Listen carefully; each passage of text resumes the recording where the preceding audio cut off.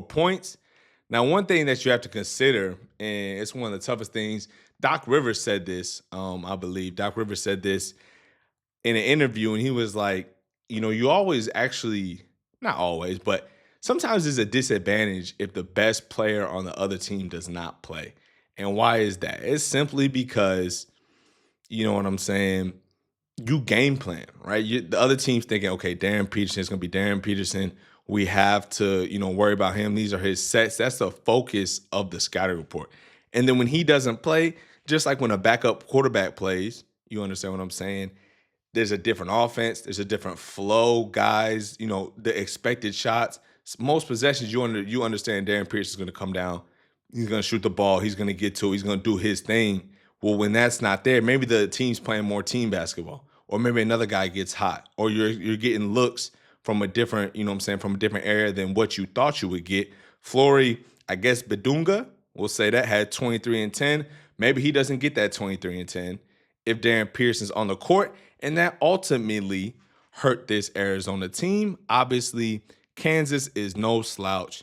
Number 9 team in the country. I remember beginning of the Big 12 play, I think they were actually unranked. So they've been putting it together. They are 9-2 in the Big 12. Arizona's 1-1. And I mean, Kansas is not like Darren Peterson doesn't play and they got a bunch of slouches out there, right? These guys are good guys. They understand, they're high recruits. Self knew what he's doing when he's recruiting. So kudos, shouts out to Kansas. Now we have to talk about this Darren Peterson thing.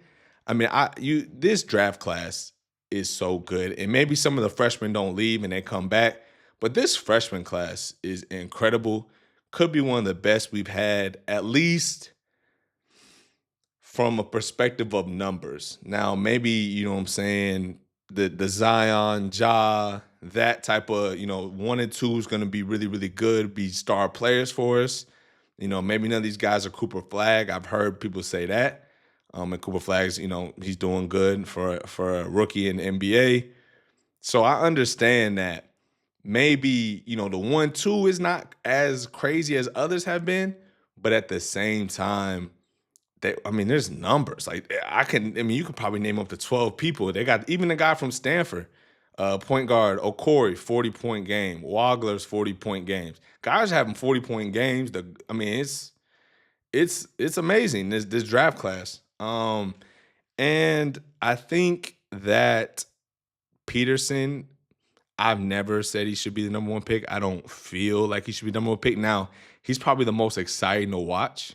And it's like, man, he is, when he's doing his thing, he's doing his thing. But stuff like this, I think he has missed 11 games. That's no bueno. That's not the play. That is no good. Missing 11 games. Can't have that. And then we got, in this specific game, the early season, it was hamstring, it was cramps. Now we got, bad looks coming out, I would say. This screenshot right here is from an ESPN guy that's at the scores table, so he's courtside. Kansas said he has nothing to do with the organization, but he's still over there, and someone was over his shoulder and took a picture of the text message saying basically Bill Self told Peterson, if you're not ready to play, or if you're not, I guess he said if you're gonna half-ass out here, then just don't play. And Peterson was like, all right, I'm out. And then he I guess this second screenshot right here to my right is saying that just him talking to the assistant coach saying, I don't think I'm gonna go tonight. And he went through warm-ups. So disappointing. We wanted, I was talking to my teammate today about it, and we got, you got number 1 at your house. You would feel like you would do anything to play. So yes, kind of frustrating. But here's the real thing. Here is the real thing. If I'm Peterson or his agent, I feel like we need to at least say something about the situation. No matter what it is, it could be the agent's job, might not be Darren Peterson's job, but there needs to be some type of narrative, at least control of what's going on, because nobody knows, right? And now all we're looking at is a guy that doesn't want to play from the perspective of the people's minds, a guy that doesn't want to play, a guy that's injury prone. When he could very well, if none of this stuff was happening, every time he steps on the court, people see number one. Now, if I'm an NBA GM, I don't have the risk appetite to pick him number one ahead of Debanza. I would not pick Boozer number one, but even ahead of a guy like Caleb Wilson, um, pick Peterson number one in a year and a half. I have no job. You understand what I'm saying? Like, I understand you can't necessarily always draft safely, but you take Peterson, you got if you get the number one pick in any NBA draft, especially a freshman class as good as this one. Now, maybe next year you're looking to trade back. Risha shares draft. Maybe you're looking to trade back in that one. But in a draft like this with so much talent, and it's almost hard to miss on guys in this lottery. I'm not doing it, man. I'm not doing it. But let me know what you think about Darren Peterson. Would you pick him number one? If you're a GM, are you willing to stake your job on this one? Now, like if a team like, the Pacers get the pick, okay, maybe it might not be as bad. But if you're somebody who needs this pick and you make a clown show out of it, yeah, your job's not going to be there. So let me know what you think in the comments, man. Go ahead, drop a like on the video. And if you have not subscribed, go ahead, hit that sub button, man.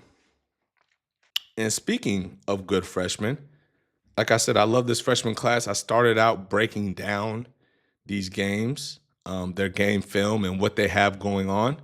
So we're going to get into Mikel Brown. Now, Mikel Brown has been somebody that I have been personally critical of, not for any injury reasons. I know he did hurt his back, but as a PG, I just don't feel it from him. I was very excited when he came into the draft or when he came into college basketball. I know a guy at the Louisville team, the two-guard Ryan Conwell. I've met him before. I love the way he plays, and him with Mikel Brown I thought would be an amazing backcourt. Now, they did beat up on NC State, about a 30 ball. Louisville is ranked 24th in the country. So for Louisville in the past couple of years, that could be major. But for the expectations for the NIL, for all the hype, to start off, I think 9-0, 8-0, 9-1, something like that.